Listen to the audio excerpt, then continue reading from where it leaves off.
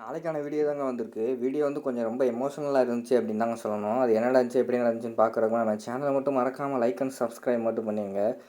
ஆதி வந்து பாரதி வந்து திட்டிட்டு போகிறாங்கல்ல, நான் வந்து உங்களை வெறுக்கிறேன் பாரதி அப்படின்னு சொல்லிட்டு போகிறாங்கல்ல.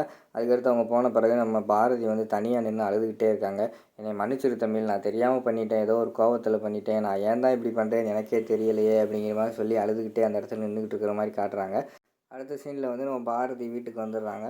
வீட்டில் வந்து எல்லாரோட துணிமணி எல்லாம் மடித்து வச்சுக்கிட்டு இருக்காங்க. மடித்து வைக்கும்போது வந்து நம்ம தமிழோட ட்ரெஸ் வருது, ஸ்கூல் யூனிஃபார்மு.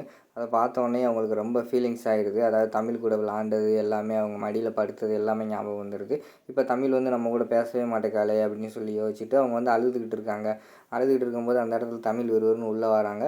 உள்ளே வரும்போது வா தமிழ், என்னை விட்டு நீ போகமாட்டேன்னு தெரியும் வா அப்படிங்கிற மாதிரி கூப்பிட்றாங்க. ஆனால் தமிழ் வந்து கோவப்பட்டுக்கிட்டு ஒருவருன்னு போய் படுத்து தூங்கிடுறாங்க. தூங்கினோடனையும் நம்ம பாரதிக்கு ரொம்ப அழுக வந்துடுது. அழுதுகிட்டு ஒருவருன்னு போய் வந்து நம்ம வாசு இருக்கார்ல, வாசுக்கிட்ட வந்து இப்போ புலம்ப ஆரம்பிச்சிடுறாங்க. என்ன வாசு, எனக்கு இந்த உலகத்தில் நான் உயிர் வாழ்கிறதுக்காகவே தமிழ் ஒருத்தி தான் இருக்கா, ஆனால் அவளே இப்போ என்கிட்ட பேச மாட்டேக்கா, ஏன்னு தெரியலை. நீ போனதுக்கப்புறம் இடையில வந்து ஆதி வந்தார், அவரை விட்டு என்னால் விலக முடியல, ஆனால் இப்போ அவரை விட்டு விலகிறதா முடிவு பண்ணிட்டேன். நான் இப்போ உயிரோடு இருக்கிறதுக்கு ஒரே காரணம் தமிழ் மட்டும்தான், ஆனால் தமிழ் என் கூட பேச மாட்டேக்கா, எப்படியாவது தமிழ் என் கூட பேச வச்சிரு அப்படிங்கிற மாதிரி வாசுக்கிட்ட புலம்பிக்கிட்டே இருக்காங்க.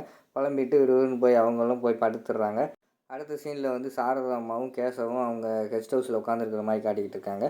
அந்த நேரத்தில் வந்து நம்ம இவர் இருக்கார்ல, ஆதி வந்து வர்ற மாதிரி காட்டுறாங்க. ஆதி வந்து கேசவையும் சாரதாவையும் பார்க்காத மாதிரி இவர் ரூமுக்குள்ளே போகிறாரு. என்ன ஆதி, அம்மா இங்கே உட்காந்துருக்கேன், என்னை கண்டுக்காமல் போகிறே அப்படிங்கிற மாதிரி சாரதா கேட்குறாங்க. சாரிம்மா, நீங்கள் உட்காந்துருந்த நான் பார்க்கவே இல்லை அப்படிங்கிற மாதிரி சொன்னோன்னே, என்னடா டல்லாக இருக்க, எதுவும் பிரச்சனையா, என்னாச்சு அப்படிங்கிற மாதிரி கேட்குறாங்க. அதெல்லாம் ஒன்றும் இல்லைம்மா, சும்மா தான், ஒன்றும் பிரச்சனை இல்லை, டயர்டாக இருக்குது, வேறு ஒன்றும் இல்லை அப்படிங்கிற மாதிரி சொல்கிறாங்க நம்ம ஆதி. சரி உட்காருங்க, எல்லாருமே சேர்ந்து சாப்பிடுவோம், நான் சாப்பாடு எடுத்து வைக்கிறேன் அப்படிங்கிற மாதிரி சொல்லிவிட்டு அதுக்கடுத்து வந்து சாரதாம்மா வந்து கேசவை கூப்பிட்டு, இந்த மாதிரி இங்கே நடந்தது நீ எதுவுமே ஆதிக்கிட்ட சொல்லக்கூடாது அப்படிங்கிற மாதிரி மிரட்டி வச்சுட்டு போயிடுறாங்க. அவர் வந்து மனசுக்குள்ளே ஃபீல் பண்ணுறாரு. சாரிடா ஆதி, இந்த நடந்த காரணத்துக்கு எல்லாத்துக்குமே காரணம் நான் தான், என்னை மன்னிச்சிரு, உன்கிட்ட சொல்ல முடியாத சூழ்நிலையில் இருக்கேன், ஒவ்வொரு செகண்டும் நான் செத்துக்கிட்டு இருக்கேன்டா அப்படிங்கிற மாதிரி வந்து கேசவ மனசுக்குள்ளே நினச்சி ஃபீல் பண்ணிக்கிட்டு இருக்காரு. அடுத்த சீனில் எல்லாருமே சாப்பிட உட்காந்துடுறாங்க. நம்ம ஆதி மட்டுமே சாப்பிடாம சோத்தை நோண்டிக்கிட்டே இருக்காரு. பார்த்தா நம்ம பாரதியோட ஞாபகம் வருது. பாரதி, ஏன் பாரதி என்னை விட்டு விலகுனீங்க, எனக்கு என்னன்னு தெரியலை, என்ன தான் பிரச்சனை உங்களுக்கு அப்படிங்கிற மாதிரி யோசிச்சுக்கிட்டே மனசுக்குள்ளே யோசிச்சுக்கிட்டே திடீர்னு சாப்பாட்டிலேருந்து எந்திரிச்சிடுறாங்க. உடனே சாரதா வந்து கேட்குறாங்க, என்ன பாதி சாப்பிட்லையா அப்படிங்கிற மாதிரி கேட்குறாங்க. இல்லைம்மா, எனக்கு பசிக்கலை அப்படிங்கிற மாதிரி சொல்லிவிட்டு ஒரு போய் கை கழுவிட்டு, ஏன்டா சாப்பிட்ல, என்னாச்சு அப்படிங்கிற மாதிரி கேட்குறாங்க சாரதா. இல்லைம்மா, எனக்கு கொஞ்சம் டயர்டாக இருக்குது, தூங்கணும் போல் இருக்குது, நான் போய் தூங்குறேன், நீங்களும் சாப்பிட்டு தூங்குங்க, கேசவ் சாப்பிட்டு வாடா அப்படிங்கிற மாதிரி சொல்லிவிட்டு அவர் ஒரு ரூமுக்கு போயிடுறாரு. சரின்னு சொல்லிவிட்டு ரூமுக்கு போய் அங்கே உட்காந்து ஃபீல் பண்ண ஆரம்பிச்சிடுறாரு. பாரதி, என்ன பாரதி, ஆமோ நான் எதுக்கு உங்களை பார்த்தேன் தெரியல, நான் ஏன் உங்கள்கிட்ட பேசுனேன் தெரியல, உங்கள்கிட்ட ஏன் பழகுனேன்னு தெரியல, தமிழ்கிட்ட ஏன் பேசுனேன்னு தெரியல, உங்களுக்குள்ளே எனக்கும் உங்களுக்கும் ஒரு பெரிய பாண்டு மாதிரி உருவாயிடுச்சு, இப்போ கடைசியில் என்னை வேண்டாம்னு சொல்லிட்டு போகிறீங்களே பாரதி, ஆனால் உங்களுக்கு என்னை பிடிக்கும்னு எனக்கு தெரியும், ஆனால் ஏன் திடீர்னு இப்படி சொல்கிறீங்கன்னு எனக்கு தெரியலை, என்கிட்ட டேரெக்டாக நீங்கள் வந்து பிடிக்கலன்னு சொல்லியிருந்தால் பரவாயில்ல, தமிழ் ஆசையாக வரைஞ்ச படத்தை நீங்கள் வந்து கிழிச்சு போட்டிருக்கீங்களே, அந்தளவுக்கு நான் என்ன செஞ்சுட்டேன் உங்களுக்கு அப்படிங்கிற மாதிரி நினச்சி அழுதுகிட்டே இருக்காங்க. இவங்க அழுதுகிட்டு இருக்கிற சைட்லேருந்து பார்த்துடுறாங்க நம்ம சாரதா. சார், நம்ம ஆதி வந்து இவ்வளோ ஃபீல் பண்ணுறாரு, ஏதோ நடந்திருக்கு, கண்டிப்பாக வந்து பாரதி ஏதோ சொல்லியிருக்கா, அதனால தான் ஆதி வந்து இவ்வளோ ஃபீல் பண்ணுறான் அப்படிங்கிற மாதிரி சொல்லிவிட்டு நைட்டு பூரா தூங்காமே அந்த சோஃபாலே உட்காந்துருந்தாங்க. காலையில் டயர்டாகி அவங்களே தூங்கிட்டாங்க. கேசவ மேலேருந்து இறங்கி வராரு. உடனே சாரதா சொல்கிறாங்க, அவனை எழுப்பாத, நைட்டு பூரா டயர்டாக இருந்து இப்போ தான் எழுந்திரிச்சிருக்கான், அவனை ஒன்றும் டிஸ்டர்ப் பண்ணாத அப்படின்னு சொல்லிடுறாங்க. உடனே சாரதா வந்து யோசிச்சுக்கிட்டே இருக்காங்க, என்ன செய்யலாம் நம்ம, எப்படியாவது வந்து நம்ம ஆதிக்கிட்ட என்ன நடந்துச்சு அப்படின்னு தெரிஞ்சுக்கணுமே, என்ன செய்யலாம் அப்படிங்கிற மாதிரி சொல்லிவிட்டு சாயங்காலம் வரைக்கும் வெயிட் பண்ணிக்கிட்டே இருக்காங்க. அதாவது நம்ம ஆதி வந்து ஆஃபீஸ் போயிட்டு வர வரைக்கும் வெயிட் பண்ணுறாங்க. பாப்பா ஆதி, இப்போ தான் வந்து உனக்காக தான் வெயிட் பண்ணேன் அப்படிங்கிற மாதிரி சொல்கிறாங்க.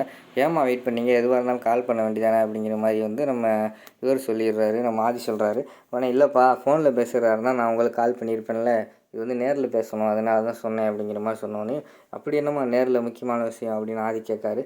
இல்லைப்பா, என் மருமகள் நீ கண்ணிலே காட்ட மாட்டேக்கியே, எனக்கும் அந்த மருமகளை பார்க்கணுன்னு ஆசை இருக்காதா, எனக்கு வந்து உனக்கு முழு சம்மதம், அந்த பொண்ணையும் நான் உனக்கு பேசி முடிச்சுருவோம், எனக்கு ஒன்றுமே பிரச்சனை இல்லை, அந்த பொண்ணுகிட்ட சொத்து இருந்தாலும் சுகம் இருந்தாலும் அவங்க வீட்டுக்காரங்க எப்படி இருந்தாலும் பரவாயில்ல, அந்த பொண்ணை உனக்கு பேசி முடித்து கல்யாணம் பண்ணி வச்சுருவோம், எனக்கு உன் ஆசை தானே முக்கியம் அப்படிங்கிற மாதிரி சொன்னோன்னே நம்ம ஆதிக்கு வந்து கண்ணெல்லாம் கலங்க ஆரம்பிச்சிருது.